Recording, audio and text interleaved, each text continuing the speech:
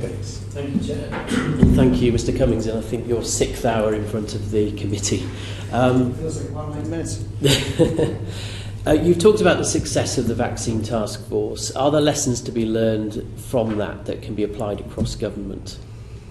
Certainly, I think, as I said, some of the core principles of who is actually responsible for the team. Jeremy knows, Greg knows, like, the British state is set up almost by design to create a dysfunctional system, because you have to go out and potentially resign over things that are being done, and you cannot fire a single person apart from your spads in the department. Like, nothing that works well literally nothing that works well in the real world ever works like that. It's a completely crazy system. So you have a system in which responsibility is by design diffused and no one knows who's really in charge. One of the key things in the vaccine task force was we tried to just keep things very simple and have it. How do really good things work? You know who the boss is. It's her team. Kate is going to pick the people. Patrick's going to give scientific advice. And if it turns out that Kate Bingham is no good, we'll get rid of her like that and we'll put someone else in who is responsible, etc., etc. That was the whole reason for the approach. She picked the team. She did a good job in picking the team, and everyone knew that they were working for her. They weren't working for Hancock. They weren't working for the permanent secretary in DH. They weren't working for the cabinet secretary. And that very, very simple principles are the core of the difference between well-run organisations and badly run organisations. Mm-hmm. So I think there's obvious lessons to learn. The problem is that in much of Whitehall, it kind of suits everybody to be in the Spider-Man meme of everyone pointing at each other and saying, well, it's him, no, it's him, no, it's him, no, it's him. And changing that is, even after a disaster on the scale that we've seen, it's going to be a really big job to have those conversations like, well, is the Secretary of State actually in charge of this? Can they really do that? Because the Cabinet Secretary, a lot of people are going to have criticised Mark Sedwell, but Mark Sedwell was perfectly within his rights to say to the Prime Minister, Matt Hancock is the Minister responsible, and he was correct. But we were also correct to say, but so-and-so is in charge of this, and so-and-so is in charge of that, and I can't fire them. Like, fundamentally, the only person who could fire them is the Cabinet Secretary, and the only way that happens is if the Prime Minister tells the Cabinet Secretary to fire them. You know, so the whole thing doesn't work if it's like that. Okay, so moving on to COVID therapeutics, obviously success in that field, but you have said previously that funding bureaucracy held back progress. Yeah. Can you tell us more about that and how those issues were overcome?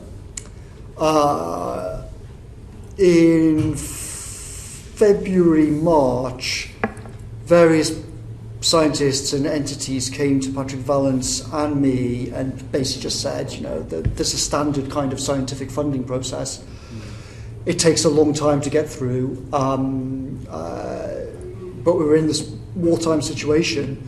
Can you basically bulldoze some of the rules out of the way? Can you speak to UKRI, etc., etc.?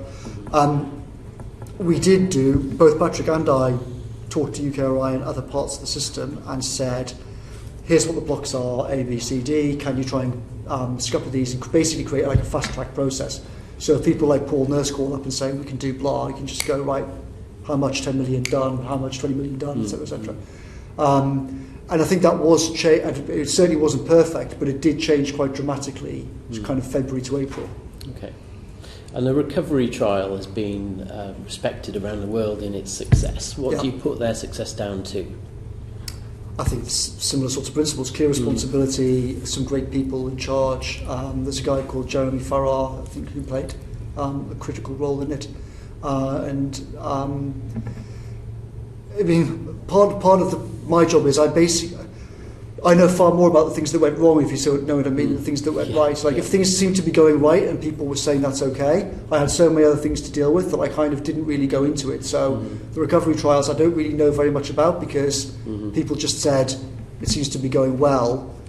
I only got involved with Jeremy Farrar if he called me up and said I've hit the following problem. Otherwise, I just kind of let people get on with it. Okay. Now, these are UK-wide endeavours. One of the criticisms has been the disjointed approach across the UK with devolved administrations in particular. What do you recall of discussions over using public health legislation with respect to, or in comparison to, civil contingencies legislation?